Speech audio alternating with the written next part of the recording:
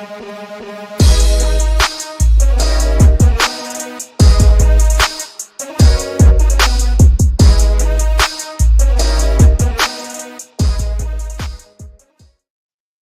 welcome to level 7. I'm not in charge. I'm not supposed to be here, but here I am. This is the Agents of Fandom podcast. My name is Damon. I'm your host today. What we do here is we sit back and we talk about our favorite things in the fandom space. I have two gentlemen with me today. First, Jam. We've done a bunch of things together. We were yapping comics prior to this. Jam, thank you for coming on. Thank you guys for having me as always, man. I really appreciate it. And we got our DC guy, JJ. You showed me something off cam. Let me see it right now. Dude, check this out. Ain't that Beautiful. slick? No, mention the blue stripes. It's a bit of a Suicide Squad helmet, but it all represents peace the same. It's beautiful. For those listening on the audio podcast, it is a very nice Peacemaker helmet. And yes, we are here to talk Peacemaker Season 2, Episode 2, which dropped last night for those here in the North American region. I don't know. Globally, it's kind of been like a weird release, but it dropped here, and we will talk about it spoiler-free at first. But before we get into that, we like to do a little segment called Watcha Watching. For me, that's a lot of what you're reading, what you're listening to. Jam, I'm going to start with you because you read a bunch of things. What you been doing? Yeah, man. I've been reading a lot of manga lately. I'm not gonna lie, like a whole lot. I read, I think it was like 60 chapters in a day of the Sakamoto days. But watching, I've really just been I guess manga and this anime go hand in hand. So I've been watching a lot of anime lately. Kaiju number 8, Gachi Akuda, for those that are into anime, Gachi Akuda is really killing it right now. And I want to get into the newer ones. People been telling me about like Cleaveless and Lord of Mystery. So that's kind of like what my thing is right now, anime and manga. Very nice. Very nice. JJ, what about you? I have actually been rewatching season 1 of Fallout right now. Season 2 comes out in December. That trailer for season 2 was so good. I maybe want to rewatch season 1, and I'm also going to Universal for Horror Nights this year. And Fallout is one of the big headlining houses, so I'm pretty pumped for that. So I had to do a little pregame, doing a little advance because if I don't do it now, I'll forget. But that show, it hits even harder. I mean, I heard that NCR theme again, and I was floored. Love it. I love that show. Put a smile on my face with that before we get into any of that on my end. You mentioned Hollywood Horror Nights. I do love a good Hollywood Horror Nights. It is funny. I do enjoy like the fun scary, which is like your Mickey's Not So Scary, which is like, oh yes, Jack Skellington and hugs and spooky. Hollywood Horror Nights though. You have like an entire Terrifier house this year, which is like has water effects and smells and craziness that have flooded apparently already, but it's fine now. So I need to hear your thoughts if you go through that because that one sounds intense as all heck. They're bringing it further out into the park, and they're going to have scare actors dressed as art all around the park. Apparently, a few of them just popping up wherever. Those scare zones can get pretty intense sometimes. Some of those actors really go for it. So my second time going, so I'm pretty hyped because we got Five Nights at Freddy's and Fallout, which I was like, I gotta go for those. So I saw a great clip on social media of Art essentially going into a gift shop bullying people to buy his merch.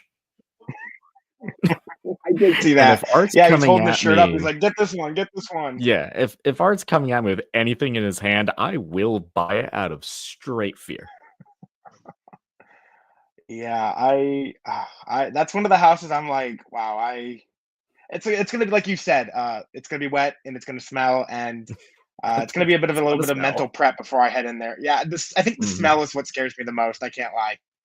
I agree with that. On my end, I mean, look, we've been talking about it.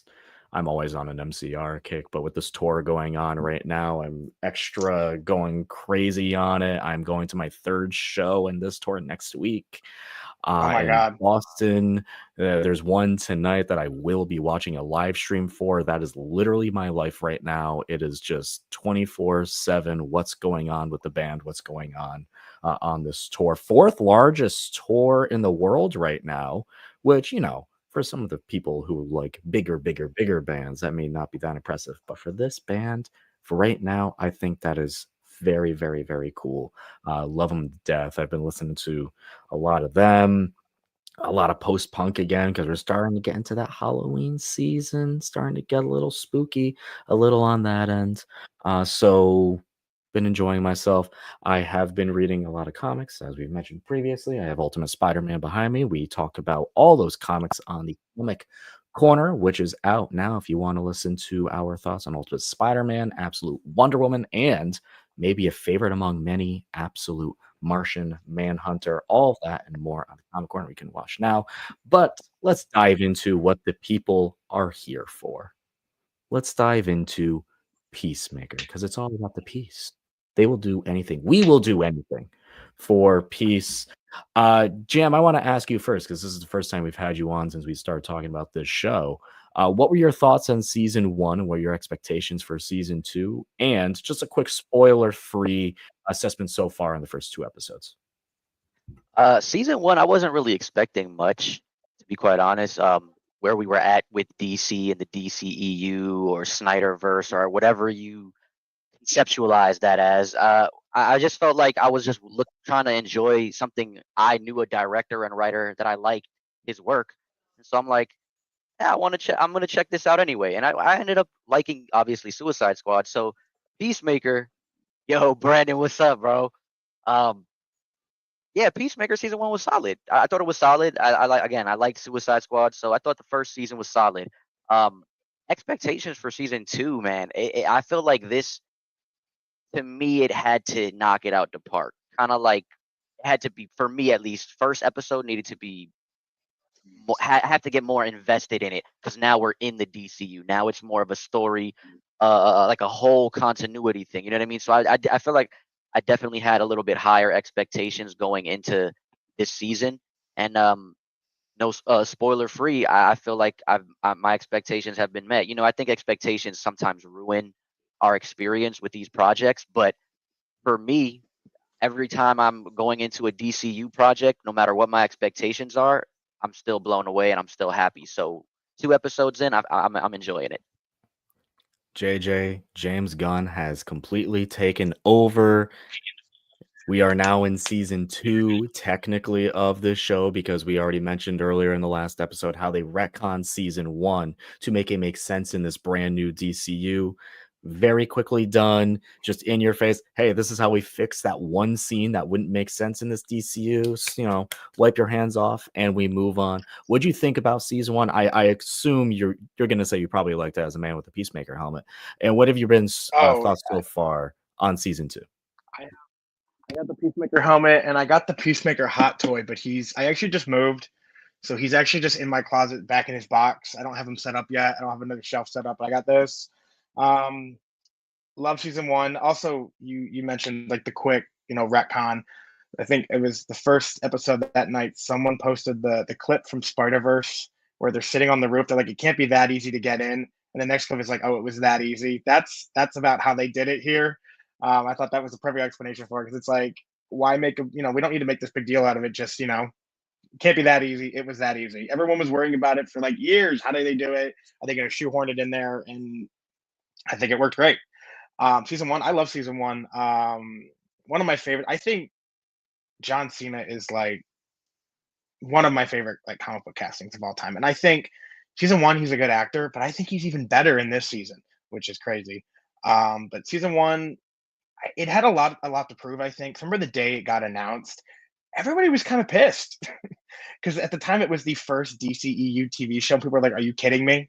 Like we have all these characters, Black Canary, Harley Quinn, all these characters. I mean, obviously Harley got her own movie, but people were like, "Why is Peacemaker getting his own show?"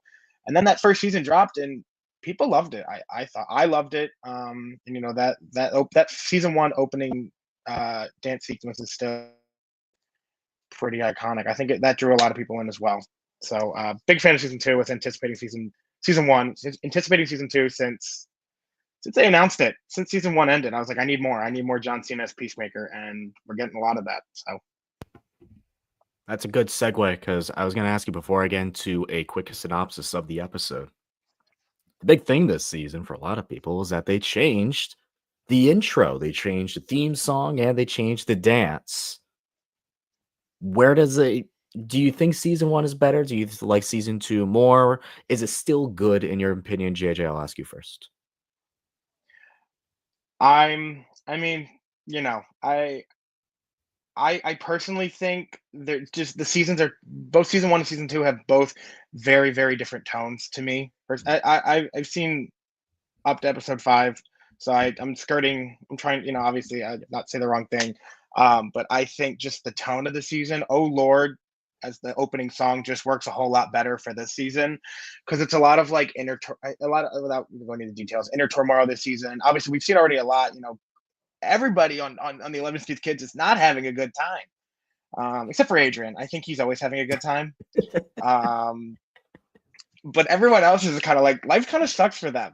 And whereas like, do you want to taste it? Was like this was like the intro, like the real big intro into this world and a much deeper dive into who Peacemaker is as a character and who Gunn has like turned him into. Because obviously Gunn is known for taking his comic book characters, and the lesser knowns tend to get a bit of a fresh coat of paint. And I think just season two's opening, and they had to do a new one because, like Gunn said, they killed like over half of the people in the original opening, so they had to do a new one. And I like this one better. I don't like this one better, but I think it just fits better for this season. Whereas if they would have kept "Do You Want to Taste It" in the same dance, it just wouldn't have fit the tone of the season more. I completely agree with you on that. That is something. Even 2 episodes in, I know you said you've had screeners through the first 5. I've only seen the first 2. I know Jams also have only seen the first 2. But I can completely agree with you. Throughout the first 2 episodes, the tone is drastically different. We've done the thing where like we break down the characters, we put them at their lowest point, and now we feel like we kind of have to build them back up a bit. But it's going to be a slow burn, a bit of a drudging through the mud before they finally stand up. And that's what this intro really feels like, where it's like even the beat of it, the beats per minute of it is like a little bit like you are dragging someone through. And even the last shot of it all where everyone's just kind of like lying on top of each other. Jam, do you agree on this? Yeah, 100%. I think the only thing I would add for me is first episode of season 2, seeing the intro first, I was like, I don't know if I like this. Then you watch the episode, and I'm like, okay. Then watching the second episode, as you said, I've only seen the first 2 as well. I feel like it makes more sense as the show is going on, and I think obviously for those that haven't seen, past the first 2, we'll understand that as well. We'll start seeing that it's like, all right, this fits, like you guys said, this fits more for this series. This fits. So I'm with you 100%. Fantastic. Let's do a quick synopsis of this episode. I'll just kind of fly through it and then we will fully assess the episode afterwards. This episode starts out with Flag Sr. finding out about Peacemaker killing his son. Oh no. Oh dear. We get the intro. We pick up after that with the aftermath of Peacemaker killing this other version of himself. Everyone's just a mess in this episode. Out of bios in the breakup, Harcourt's yelling at a very concerned lady in a convenience store. She seemed nice, but it's Harcourt, and she has that toxic masculinity apparently, and just blows up on her. Economos is just having issues at work. Has a new co-worker, it seems like, and since Flag doesn't trust him, and Adrian, you mentioned it, JJ, he just wants a friend. That's kind of just where he's at. He just wants a friend. That's all he wants. We are introduced to Agent Fleury, who has bird blindness. By the way, not a real thing, but we're going to make it a real thing for this show. More on him later. Adebayo and Chris talk about that dimensional door that's in Chris's house very loudly outside his house, by the way, where apparently the super surveillance van, doesn't have any audio capabilities to listen in on this conversation. We'll ignore that. Peacemaker calls Adrian Vigilante to help clear his other universe's body, like very beneath the trees where nobody sees style. We're cutting them up, we're burning them, we're going to make sure nobody ever sees about this thing. Chris gets sad about not being with Harcourt, and then we are introduced to this horrendous group of mercs possibly the worst merc group that's ever merked. And we'll get on that in a little bit. Group party on Harcourt's roof. Everyone's happy. It's the dynamics back. It just feels like, this is the vibes of season 1, because then we go back to we go back to Chris's house. The mercs are trying to break in, find out what's going on with this dimensional door, and they get soloed by a bird. Straight taken out by a bald eagle. Hell yeah. Chris and Harcourt chat and drink. They have a conversation. It goes south very, very quickly. They're calling each other out, and it just did not end well. Really bums Chris out. He goes back home, sends her a text. It doesn't go through because seemingly she has his number blocked. He's very drunk, goes to the dimensional door. The text goes through, and he gets a little broken heart emoji because it seems like she still loves him. One thing, that text he sends, that's Peacemaker 2's phone. It's in the other dimension. That's what it doesn't go through because he's in the wrong dimension. It is. In the Got wrong- it. And then because Peacemaker 2 has that awful gaudy like snakeskin phone case. Yes. Okay. See, And- that I didn't catch. So I appreciate you catching that. All right. So a lot happened in this episode, but I tried to jam a little bit too. Also, not a lot, because these episodes are very character driven. They're not plot driven.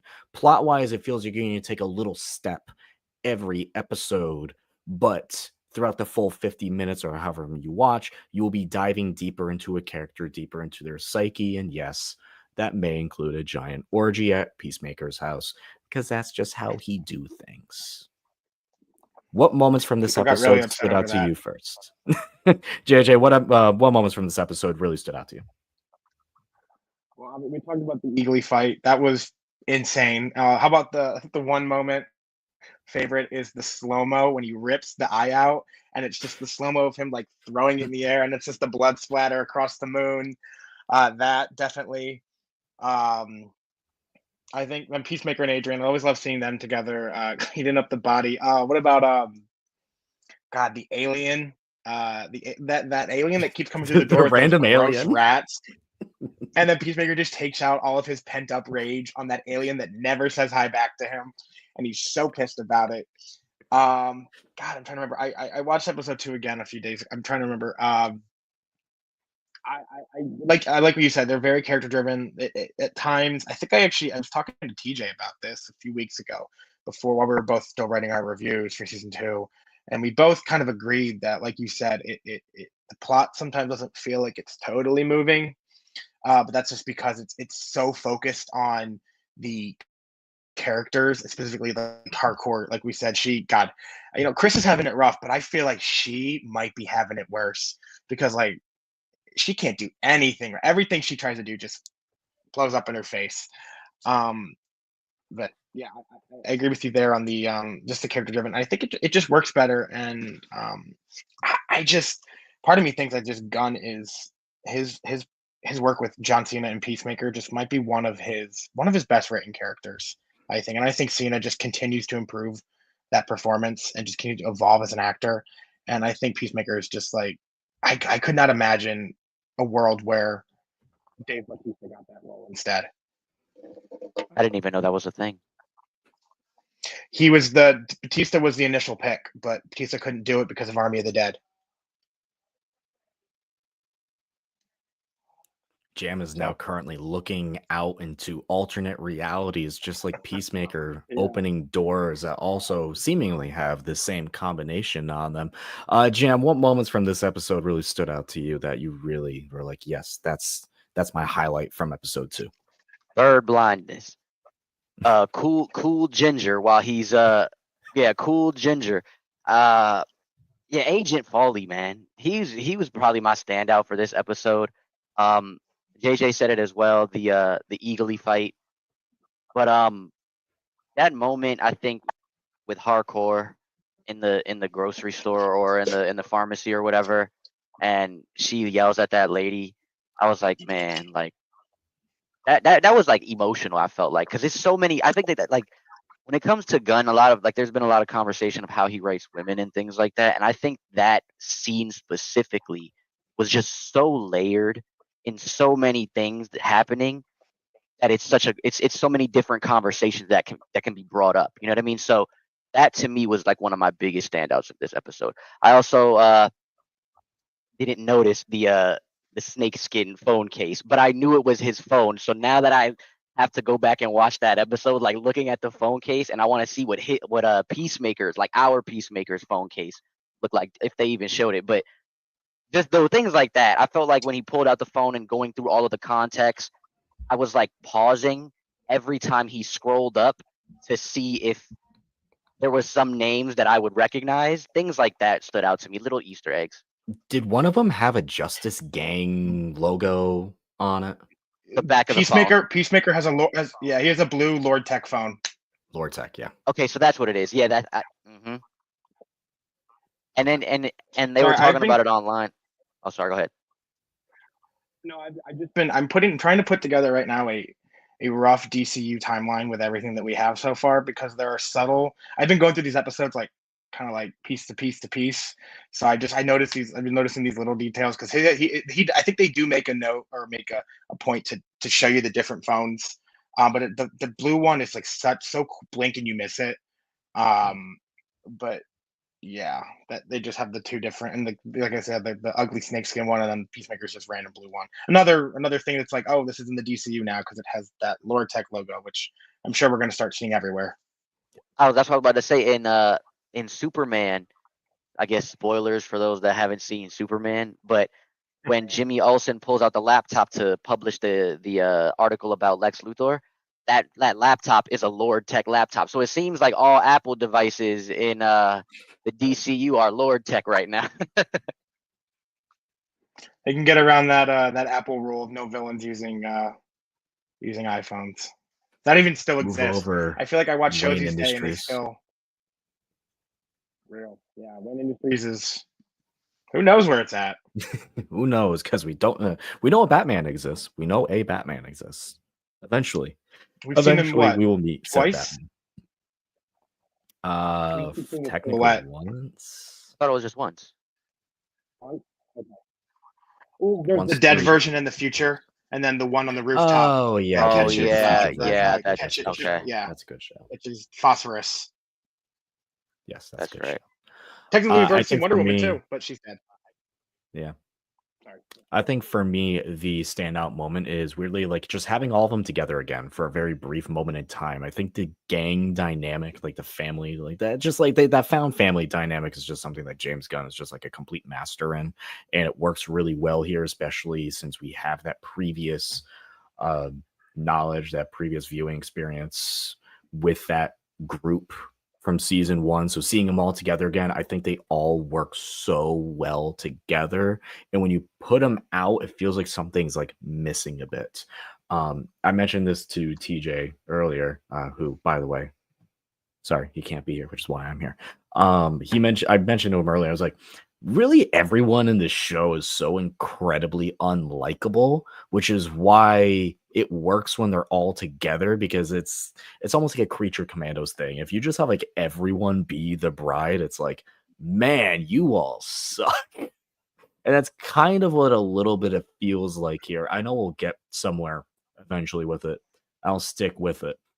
But I want to go back to something Jam said, because this was episode where we were introduced to Agent Fleury. And for me, I know, Jam, you said you really liked him. Actually, before I get into it, JJ, what are your thoughts on that character? I actually had a tweet about it last night. I called him one of Gunn's dumbest characters ever. Okay, great. We're getting on the same unfortunately- page here. but hold on. Unfortunately, in the end, when I first watching these episodes, I was like, okay, he's kind of annoying me. But then I was like, wait, no, I kind of love him. Like Bird Mindless at first, I was like, ugh, are they gonna keep doing this? And they do keep doing it. But it's just it ended up working. And also, it's just Tim Meadows. I love Tim Meadows. It might be the normie mention, but he's always known as the principal from Mean Girls to me. And I think I think Meadows' delivery on some of those lines is just what sells a lot of them. He just knows how to work it. But I still do think he is Gunn's dumbest character. But it it still works. It's Meadows. I think it's Meadows. And I think Gunn knew what to do for him. I mean, obviously the role was probably written way before he was cast, but I'm sure there was some ad-libbing and changing here. It is quite impressive to say he is one of Gunn's dumbest characters, which I feel like I have to agree with, especially considering how incredibly not smart Drax the Destroyer is in the MCU. This man, I mean, when you bring in the bird blindness of it all, and I do think the joke got a little bit overplayed a bit here. I'm not gonna lie. I think the joke may have been overplayed a bit of a tad. Um, I there's so many characters in this series that are side characters, important characters, but they also are the comedic relief. And I think you adding just another comedic relief character for me here just didn't work. Because I see Vigilante as comedic relief. I do see Economos as comedic relief too. So when you put two of them together, I'm just like, I feel like it didn't work for me. In this particular episode, it didn't work for me. And then you bring in that Merc team who are just full of morons. I'm just like, this is just the biggest group of idiots, all assembled onto one team. That's one thing I will say I don't love. I don't like Argus being treated as a joke. I think Flag and I think Sasha are probably the only two like really serious characters so far that we've seen of Argus. And Economos just he doesn't want to be there, but he knows he has to be, and he doesn't have any other job, and he's like whatever. That's the thing. I didn't love them being played as. I don't like Argus being played as a joke because I feel like they're kind of our. I mean, people are going to they're kind of our shield right now. So I mean, you never saw them really treating Shield as a joke too much because it is like it's their secret organization. Mhm. I mean, it's not too secret because they have a building just there, and Shield had a giant flying helicarrier. So but yeah, I agree that Merc team. God, they were so dumb. Um, and then the nicknames that Fleury gave them. Yeah, like it's stuff like that where I'm just like, sometimes the humor is a bit much for me in my personal taste. Mhm. Fresh News over here says he thinks that they think that the two episodes should have been released together. I actually agree with that, especially from a Mhm. plot point of view, because where episode 1 ends and then where episode 2 ends kind of felt a little bit similar, but like you'd imagine where episode 2 ends is how it would have began by where episode 1 ended. So I completely agree with that. I had an entire thing on here about the humor of the show. We kind of dove into it already. Jim, I'm sorry. I feel like I'm breaking your heart every single time I say it. So I'll let you defend yourself. I know you're enjoying the humor of the show. Tell me I why. am. I actually like the agent, man. I felt like you said like we didn't need more comedic relief. That stood out to me because I feel like everybody in this show is comedic relief. Like I think Gunn does humor so well. Like I mean, we've seen it in Guardian, we've seen it in the Suicide Squad. I mean, even in Peacemaker last season. I think he does humor or dark humor so well that no matter what character you give him, you can put them in a funny he can put them in a funny situation. So for me, the thing that I really liked about what is it, Agent Foley? Foley? Flurry. Fleury, Agent Fleury. The thing I really like about Agent Fleury is that it's blunt, straight in your face comedy. Like what JJ said about him being the dumbest character, it hit me like for a second, and I'm like, you know what? I kind of agree with that, but I think it's a positive. Like it's like a dumb, like, all right, bro, come on now. Like that's I feel like it works for me. That's really all I got. I mean, I just feel like everybody's taste is different. You know what I'm saying? So I do feel like for me, it's just funny. But I was also that person that was told to watch The Office because I didn't think it was gonna be funny, and I turned out loving it. So like, I mean, it just depends. Everybody's taste in things is so different. But for me, the humor, I think Gunn, he always hits me with it. He always gets me with it. I agree with the two episodes should have been released together. I don't know if you guys remember, season one actually released 3 episodes at Yes, they launch did. right Yep. away. So I do think, Forgot and about that. also if they drop 2 episodes, that means the wait to episode 6 wouldn't be as long. That's true. That is true. I do think everyone in the show low key sucks or very high key sucks. They're all terrible people. You're all awful, except you, Sasha Bordeaux. You're trying your best. I appreciate that. Um, JJ, I know you can't get into theories. You have seen the first 5 episodes, so I'll let you give a pass on this jam. I will ask you this. Looking ahead, what do you think's going to happen now that Peacemaker is in this other universe, this parallel universe? I think they specifically say. We talking like plot theories Yeah, give or it to me. Let's theorize. I think this is just the story of the grass isn't always greener on the other side. Like be comfortable, be happy with who you are and what you have. Hey, that's just what I'm feeling like, what I'm getting the vibe from. Um, that's what I think it's gonna be. Argus tries to come in and go after him. They see this world. It might cause something that sets up maybe something later in the DCU. But I don't really have like plot theories besides that. Like I think it's just the grass isn't greener always. You know what I mean? Like that's really my biggest thing. I think it'll definitely be a lot of that. Maybe the everything you want to happen obviously isn't what you really hope for. I think from a plot standpoint, though, there is definitely a reason why they've only released the first 5, and 6, 7, and 8 are still behind closed doors. Very secret doors, very locked doors. Feel like plot-wise, it's going to take a while for things to develop. We'll have a lot of character progression throughout that point. JJ, what do you think is hiding behind door number 6, 7, and 8?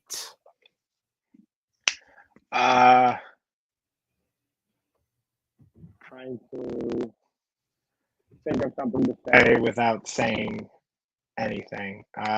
Obviously, no one's seen.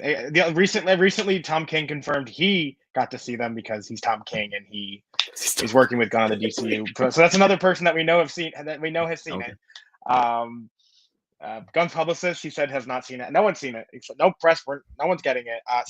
He said 6 and 8 are his favorite things that he's done. What about what is 7? Just like What about like 7? it's like a roller coaster. It goes like what about 7?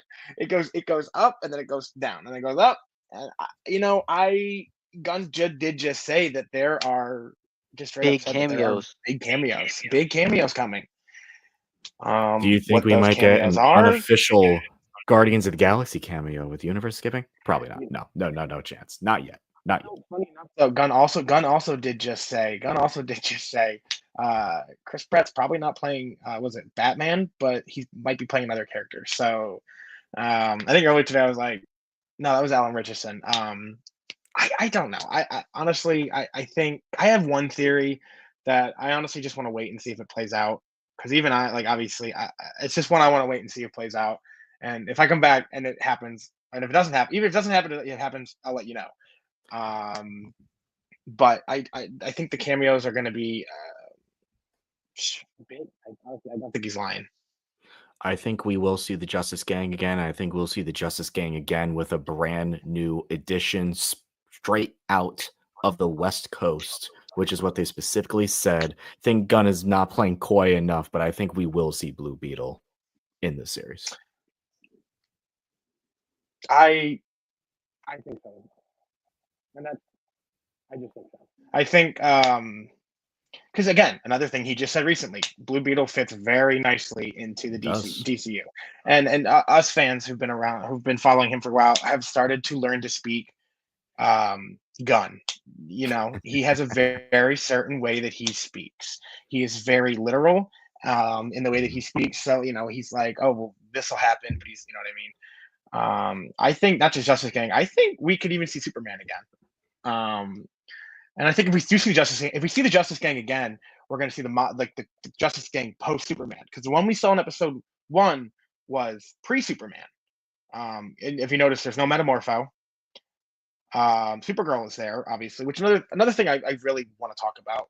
And I'm writing something about is like how long has she been on? How long has she been coming and We're coming and talking going from about Earth? the retcon scene at that point, not when Peacemaker is Yeah, trying to sign up for it. jumping, jump, Yes. jump. Yeah. Yeah, just jumping back and forth because if we see the Jessica again, I'm pretty sure we'll see Metamorpho since it's set after. But like you said, I do think we might see who ended up getting hired from those interviews. I think that's inevitable. Won't be White Rabbit. Sorry, White Rabbit. Won't be Peacemaker, obviously. But if it's gonna be someone, I think. Okay, my other theory. I was gonna There's been say rumors this. about it If for you a can year give now. me one that's not Blue Beetle that you'd want to see, the one that's not Blue Beetle, who do you want to see? I think Booster Gold. I think because the rumor or the thing is that obviously there's been rumor for a year. Kumail Nanjiani is Booster Gold, and he's been hanging out with them off of filming. He's been going to these premieres. And Gunn has always said that a character will not be cast until a script is ready. If Booster Gold was cast last year, that means something was written for him. And if it was Kumail, that's my theory. I think he could be the one that they hire because remember he's also a Justice League International character who it would Justice King seems to be a prototype of. So that's my other theory. Jam, is there a character outside of Blue Beetle and Booster Gold that you'd like to see pop up in an episode 6, 7, and 8 behind Move That Bus? Who do you want to see? You're muted, good sir. You are muted. I'm muted. Am I still muted? Yeah, now you're good. Oh, my good. bad. Yeah, man, there's so many characters I want to see. I don't know if I have one. I mean, they're floating around the Batman theory. Yeah, Plastic Man was a theory of people were talking about. I seen floating around.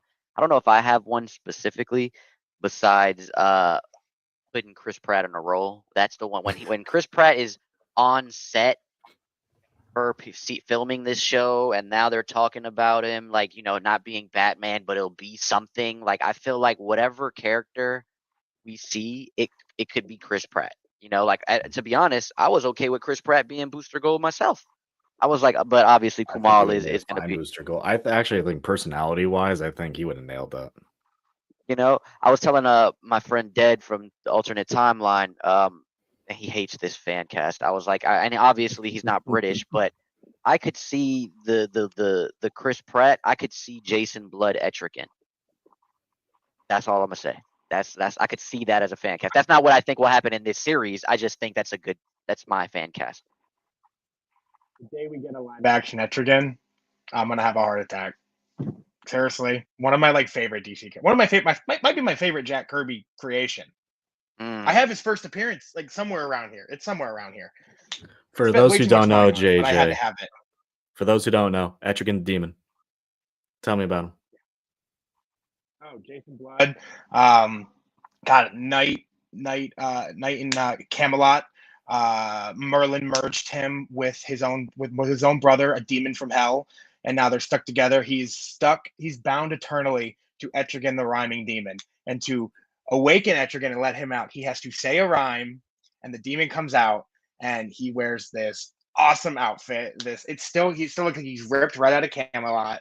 I can't remember if Morgan Le Fay gets involved, but she's there too. But Merlin's like, I forget why. Honestly, I'm blanking on why he did it. But yeah, he merges Jason Blood, and then Jason Blood kind of just walks the earth. And I think in most interpretations, he's a collector who pops up here and there, often running into Batman. I know he pops up in Batman the Animated Series or Batman and the New Adventures. Great character. Awesome. I think if he really gets a shot, which I know Gunn will give a character like him a shot, people love him. He's fun. He's funny. Etrigan the Demon. Justice League Dark Apocalypse. He's like a drunk. He is a drunk, and people hate that movie. I think it's fun. Fun. It's insane. So fun. People hate. It's fun. It's a fun movie. They hate that all their favorite characters get eviscerated and just. Oh my god. Yeah. No. Give Etrigan a shot. Chris Pratt. Throw Chris Pratt in that role. There was. God, could you imagine Chris Pratt doing a British accent, dude? I can't imagine that. There was one. What's his name? was I honestly I always butcher his name and I feel terrible. Chiwetel Ejiofor as Jason Blood. He was the initial when Del Toro was working on it. It wasn't Del Toro, it was the guy who came after Del Toro. When Del Toro was initially developing Justice League Dark, he was the concept art. Chiwetel Ejiofor. I think that's how you pronounce it. I don't know. I apologize to him if he hears me say that, and I butcher it. I think he'd be a great fan cast. God, what's his guy who played Clemson Mern, Chukwudi Iwuji? I don't know if he's British, but if he is, he could also do it because Gunn said he could come Oh. back. You know what I mean? Gunn said he Absolutely. can come back. And if not that, Chukwudi should play Martian Manhunter. One last thing from Fresh News. Fresh News, thank you so much for joining us in chat. I have to say, after the first 2 episodes, it's odd that we don't have a clear bad guy at the moment, unless it's Rick Flag Sr. And is that meant to be? JJ, I know you can't speak too much on it. Jam, how do you feel about, as of right now, the real bad guy is Sadness? I'm okay with that. I'm all right with that. I feel like that this is I feel like this is already an emotional character driven, character focused story. So I'm all right with the fact that like the villain could be Sadness or the villain could be you dealing with your emotions or dealing with your shitty life that you have. You know what I mean? Like I'm good with that. Like I think that's sometimes they throw us a villain or throw us an antagonist in our face instead of because we have to have the hero's journey. But these are characters at the end of the day, and sometimes we need those deeper dives into the superhero genre, into these characters, something like Thunderbolts did. So I think this is a very important thing, and I think that's what makes Gunn shine the best. Like even Superman, we had this larger than life character. I mean, it's Superman, but it was still a character driven movie, and so I'm okay with the fact that there's not really a big bad like a bad guy right now in the show. At least 2 episodes in. Now, if we get into episode 5, like with JJ Cena, and I ain't got no, we might have some a little. It is Peacemaker. I need to see him make some peace. You know what I mean? You'll what do you call it? No, I like we said earlier, it's a very character driven season, and I think like you said, unless Rick Flag Sr., I think um there just doesn't. I think the real antagonist is everything that's going on between all of them. I mean Peacemaker. His big thing is that he thought after he started to walk a different path and he saved the world from the butterflies and the cow that he was going to be like he's gonna be the shit. People were gonna they were gonna be flocking to him, and he didn't get that. And I think that, and even then after that, the exposure of Argus and Task Force X and Amanda Waller is still looming, and it's caused a lot of issues. Like we said I think in episode 1, Adebayo's like, I think Harcourt has mostly forgiven me for it, and now we see that Harcourt is probably the one suffering the most because of this, and because she can't get a job anywhere. And I think that's really the antagonist, is that what happens when nothing happens? You know what I mean? What happens when you thought your world was about to change and nobody gives a shit? So sorry, I'm not sure if I'm supposed to swear. No, you're It was good. all in the pursuit of peace. It was, we can So, swear. Gentlemen, cool. thank you so much for coming on, chatting Peacemaker, and giving me your lovely theories. I always love a good theory. Jam, where can people find you on the interwebs? Yeah, man. At Jam Session, like here, shows on all platforms. Twitch affiliate, so I'll be streaming games. Run my own podcast as well called the Jam Pod, Journey Across Media. We talk about a bunch of different things. Probably next episode is gonna be about Peacemaker. Um, yeah, man. On all platforms, Jam Session. JJ, thank you so much. Where can people find you? You can find me at Wild Patrol with 2 E's at the end of Wild. Oh, 2 E's at the end of Wild. Oh, peace sign too. There you go.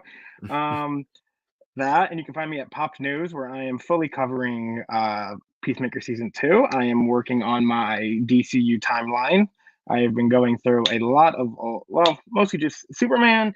Gunn has lined up Superman, Peacemaker, and Commandos. Commandos was kind of annoying, but it's worked out now. And there's some other things. I'm working on that and a lot of other coverage coming. Got a quick update piece on what's going on with Amanda Waller. Should be dropping tomorrow if it hasn't dropped already. I have barely been on my phone today, so I'm not totally sure if we dropped that yet. Exciting, exciting. You can find me every Thursday at 10 a.m. Eastern right here on the Agents Fandom Network. You're on Facebook, YouTube, and The Bad Place with the Comic Corner, where it's myself and my good friends TJ, aka Fat Thor, and AF, and we chat breaking news comic books. This week we talked all about Ultimate Spider-Man, Absolute Wonder Woman, Absolute Martian Manhunter, and a bunch of other books between Marvel, DC, Indies, you name it. We have interviews up quite frequently right here on the channel with some of your favorite comic creators, whether it is some big names like Mark Waid, Chip Zdarsky, Kelly Thompson, or even some smaller names for some Kickstarters. Reach out to me. I love promoting some small books. I love promoting Kickstarters. I love promoting indie comics. Reach out to me. I was going to say on social media, but in the comments, because I'm not really on social media unless you really want to watch My Chemical Romance videos on TikTok. Go crazy, everyone. That's it for this episode of the Ancients of Fandom podcast. Gentlemen, once again, thank you so much for joining me. Everyone in the chat, Fresh News, TJ, Brandon, everyone, thank you so much for joining live. We will be back next week with another great review of a very fun show that is Peacemaker. Take care, everyone.